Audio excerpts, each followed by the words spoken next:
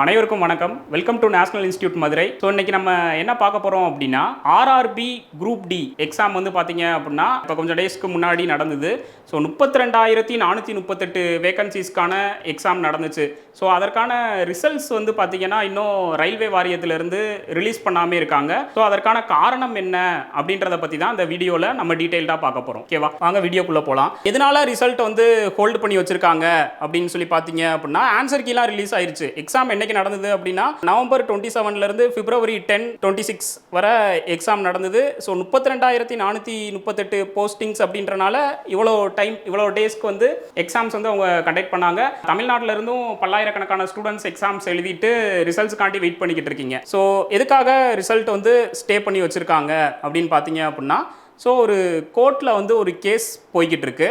என்ன கேஸ் அப்படின்னா Telangana high court, Telangana as of May 2026. So இந்த நியூஸே வந்து பார்த்தீங்கன்னா டைம்ஸ் ஆஃப் இந்தியா அப்படின்ற இந்தியாவிலே அதிகமாக சேல்ஸ் ஆகிற ஒரு நியூஸ் பேப்பர்லேருந்து எடுத்த நியூஸ் தான் இது. As of May 2026 the Telangana high court has imposed interim stay on the declaration of the RRB group D result 2026 CEN 08/2024. The results for the 32,438 vacancies are delayed until the next hearing scheduled for May 22 அப்படின்னு சொல்லி போட்டிருக்காங்க. ஒரு சில காரணங்களுக்காக நாங்கள் interim stay கொடுக்குறோம். Interim stay அப்படின்னா என்னன்னா இடைக்கால தடை. ஓகேவா, ஸோ தெலுங்கானா ஹைகோர்ட்டில் இடைக்கால தடை வாங்கியிருக்காங்க ஆர்ஆர்பி குரூப் டியோட ரிசல்ட்ஸ் பப்ளிஷ் பண்ணுறதுக்கு.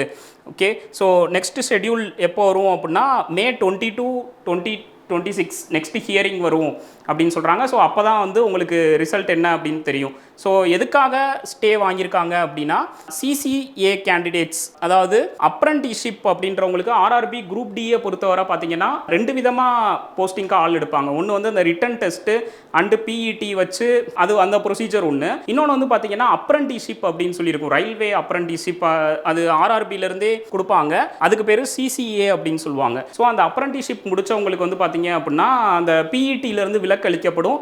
அண்ட் ஆல்சோ அவங்களுக்கு வந்து ஒரு சில வெயிட்டேஜஸ் இருக்கும். ஓகேவா, ஸோ இதுதான் வந்து ப்ரொசீஜர். ஸோ இப்போ வந்து என்ன ஆயிருச்சு அப்படின்னா அந்த ரூல்ஸில் வந்து சில சேஞ்சஸ் பண்ணியிருக்காங்க.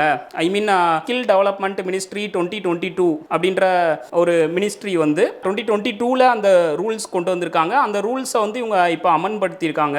Earlier exemption for apprenticeship candidates removed. முன்னாடி கொடுத்திருந்த அந்த எக்ஸம்ஷன் அப்படின்றது என்ன அப்படின்னா முன்னாடி கொடுத்திருந்த தளர்வுகள் வந்து நீக்கப்பட்டிருக்கு அப்படின்னு சொல்றாங்க. இப்போ வந்து increased weightage to practical marks, practical மார்க்ஸுக்கான வெயிட்டேஜ் வந்து கூட்டியிருக்காங்க. Concerns over lack of transparency, எங்களுக்கு வந்து அந்த பிராக்டிகல் எக்ஸாமில் லேக் ஆஃப் டிரான்ஸ்பரன்சி அப்படின்றது என்னன்னா வெளிப்படைத்தன்மை இல்லை அப்படின்னு சொல்லி கேஸ் போட்டிருக்காங்க. இதெல்லாம் தான் அவங்க கேஸ் போட்டதுக்கான ரீசன்ஸ். ஓகேவா, ஸோ பெட்டிஷனர் என்ன டிமாண்ட் பண்ணுறாங்க அப்படின்னு பார்த்தீங்கன்னா petitioner demanded the older selection system to be restored.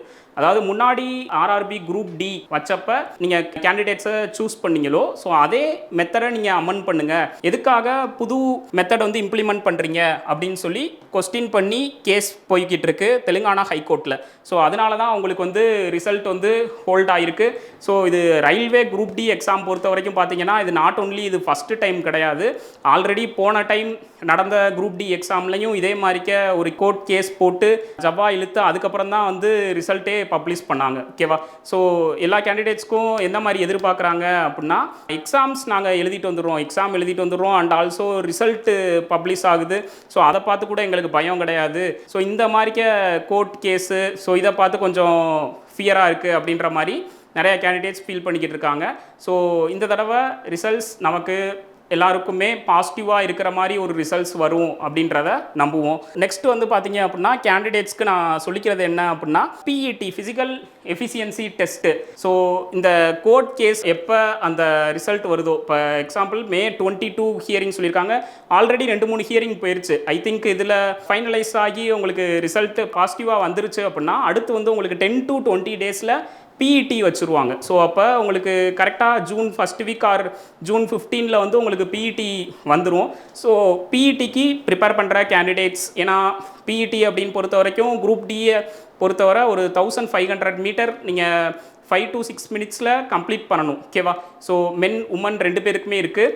So அந்த 35 கேஜி வெயிட் மென்ஸ் கேரி பண்ணி 100 மீட்டர்ஸ் வாக் போகணும். ஸோ அதே மாதிரி உமன் கேண்டிடேட்ஸ்க்கு 20 கேஜி கேரி பண்ணி வாக் போகணும். ஸோ இந்த மாதிரிக்க ஃபிசிக்கல் எஃபிஷியன்சி டெஸ்ட்ஸில் உங்களோட running, lifting and stamina, so இது மூணையும் இம்ப்ரூவ் பண்ணுறதுக்கான ப்ராக்டிசஸ் நீங்கள் எடுத்துக்கிட்டே இருங்க. ஓகேவா? ஸோ யாரெல்லாம் ஆன்சர் கீ ஆல்ரெடி ரிலீஸ் ஆகிருச்சு, ஆன்சர் கீ செக் பண்ணியிருப்பீங்க, ஸோ ஓரளவு நம்ம கிளியர் பண்ணிடுவோம் அப்படின்ற நம்பிக்கை இருக்கிற கேண்டிடேட்ஸ், ஓகேவா, எல்லாருமே வந்து பிஇடிக்கு ரெடி ஆகுங்க. Okay, so follow only official updates from railway recruitment board. ரயில்வே ரெக்ரூட்மெண்ட்டில் போர்டிலேருந்து வெளியாகிற அஃபிஷியல் அப்டேட்ஸை மட்டும் ஃபாலோ பண்ணுங்கள். Avoid fake news and rumours எல்லாம் அவாய்ட் பண்ணிடுங்க. Okay, so keep documents ready. So இது very very important. Last point, keep documents ready. அதாவது என்னென்ன டாக்குமெண்ட்ஸ் உங்களுக்கு அலைண்டாக தேவைப்படுதோ, சச்சஸ் நீங்கள் ஒரு ஓபிசி கேண்டிடேட்டாக இருந்தீங்க அப்படின்னா ஓபிசி சர்டிஃபிகேட் எக்ஸ்பயர் ஆயிருந்தது அப்படின்னா அதை கரெக்டாக ரெனிவல் பண்ணி வச்சுக்கோங்க. ஓகேவா? ஸோ ஏன் அப்படின்னா கோர்ட் கேஸ் தீர்ப்பு வந்துருச்சு அப்படின்னா டக்குன்னு உங்களுக்கு அடுத்து ஃபர்தர் ப்ராசஸ் பிஇடி டக்குன்னு முடிஞ்சோடனே அடுத்து உங்களுக்கு டக்குன்னு டாக்குமெண்ட் வெரிஃபிகேஷனுக்கு உங்களை கூப்பிட்டுருவாங்க. ஓகேவா? ஸோ அப்போ எல்லா டாக்குமெண்ட்ஸும் உங்களுக்கு கரெக்டாக ப்ராப்பராக ரெடியாக இருக்கணும். Okay, the process May resume quickly after the court clearance. So இது என்ன சொல்கிறாங்க அப்படின்னா எல்லா ப்ராசஸும் குயிக்காக வந்து ரெஸ்யூம் ஆயிரும் அப்படின்றது இதிலேருந்து சொல்கிறாங்க. ஓகே, இந்த ஒரு சின்ன அவேர்னஸ் க்ரியேட் பண்ணுறதுக்காக தான் நான் வந்து இந்த வீடியோ போஸ்ட் பண்ணேன். Okay, so RRB group D exam எழுதிட்டு ரிசல்ட்டுக்காண்டி வெயிட் பண்ணுற கேண்டிடேட்ஸ் யாரும் பேனிக் ஆக வேணாம். ஓகேவா? ஸோ தொடர்ந்து அடுத்த ஸ்டேஜுக்கான ப்ரிப்பரேஷனுக்கு உங்களை கொண்டு போய்கிட்டே இருங்க. Okay, so thank you, stay tune.